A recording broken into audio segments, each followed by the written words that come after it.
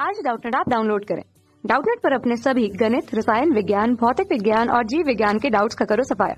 बस प्रश्न की फोटो खींचो, एक ही प्रश्न को क्रॉप करो और तुरंत वीडियो सोल्यूशन पाओ।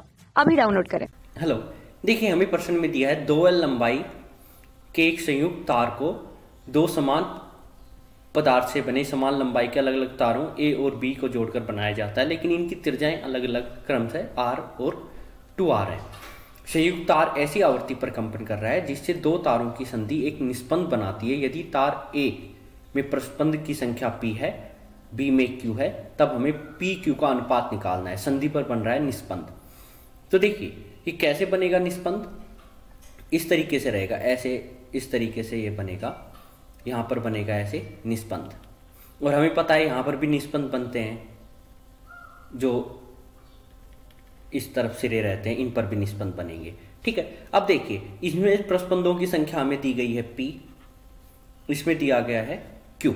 ठीक है, अब देखिए अगर हम इस तरीके से बनाते हैं तरंग, इस तरीके से ऐसे बनता है, कंपन होता है तब इस तरीके से। ठीक है, तो जितने प्रस्पंद बनते हैं उतने ये क्या रहते हैं, ये लूप रहते हैं उतने ही, इस तरीके से। ठीक है, तो इसमें कितने लूप हो जाएंगे, इसमें तो हो जाएंगे P, इसमें हो जाएंगे Q। अब देखिए एक लूप की लंबाई रहती है λ/2। लैम्डा क्या है यहाँ पर, तरंग दैर्ध्य। ठीक है, अब देखिए हम दोनों को हमें दिया गया है संयुक्त तार ऐसी आवृत्ति पर कंपन करता है, मतलब इसकी आवृत्ति अगर आप लिखोगे F तो इसकी भी क्या रहेगी, F रहेगी। ठीक है, अब देखिए अगर हम यहाँ पर लिखते हैं इस वाले तार के लिए तरंग दैर्ध्य है λ1, इसके लिए है λ2, और हमें पता है एक लूप का लंबाई रहता है λ/2। तो इस तार की जो लंबाई है इसको हम क्या लिखेंगे, इस तार की लंबाई L, कुल लंबाई को क्या लिखेंगे, P लूपों की संख्या गुणा λ/2 एक लूप की लंबाई। ठीक है, और इस तार के लिए क्या लिखेंगे, इसके लिए लिखेंगे L = Q λ2/2। ठीक है, तो यहाँ पर देखिए L यहाँ से आ रहा है P λ1/2, यहाँ से आ रहा है Q λ2/2। तो हम क्या लिख सकते हैं, हम लिख सकते हैं P λ1/2 ये भी L के बराबर है और Q λ2/2 ये भी L के बराबर है। तो ये 2 से 2 कट गया और यहाँ से हमें क्या मिलेगा, यहाँ से हमें मिलेगा P/Q, ये किसके बराबर आएगा, λ2/λ1। ठीक है, अब हमें λ2/λ1 निकालना है, तो हमें ये अनुपात मिल जाएगा। अब देखिए तरंग दैर्ध्य क्या रहता है, तरंग दैर्ध्य रहता है लैम्डा का मान, ये रहता है ध्वनि का वेग बटे आवृत्ति, और ध्वनि का वेग क्या रहता है, ध्वनि का वेग रहता है √T/μ।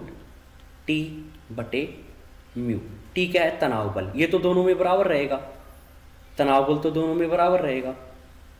ठीक है, और म्यू क्या रहता है, म्यू रहता है द्रव्यमान प्रति एकांक लंबाई।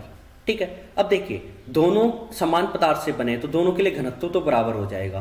द्रव्यमान को कैसे लिखेंगे, घनत्व गुणा आयतन। आयतन को कैसे लिखेंगे, अनुप्रस्थ काट का क्षेत्रफल गुणा लंबाई। तो यहाँ से L से L कट जाएगा और म्यू का मान क्या आएगा, घनत्व गुणा अनुप्रस्थ काट का क्षेत्रफल। ठीक है, तो ये मान आप यहाँ पे रख दो, तो यहाँ से हमें V क्या मिलेगा, यहाँ से हमें V का मान मिल जाएगा √T/ρA। ठीक है, अब यहाँ से आप देखिए, यहाँ से आप देखिए तरंग दैर्ध्य आ रहा था, ये किसके समानुपाती आएगा, V के, क्योंकि आवृत्ति तो दोनों में बराबर है, तो ये V के समानुपाती आएगा। और V √ρ के व्यक्तकर्मानुपाती आ रहा है, दोनों में तनाव बल बराबर रहेगा और घनत्व बराबर रहेगा, सॉरी A के व्यक्तकर्मानुपाती आएगा √A के, और ये आ रहा है √A के व्यक्तकर्मानुपाती। इसका मतलब है लैम्डा क्या आएगा, √A के व्यक्तकर्मानुपाती आएगा। अब देखिए A क्या लिखेंगे हम, A लिखेंगे πr²। तो A किसके समानुपाती आ रहा है, A समानुपाती आ रहा है r² के, तो लैम्डा क्या हो जाएगा, व्यक्तकर्मानुपाती हो जाएगा √r² मतलब r के।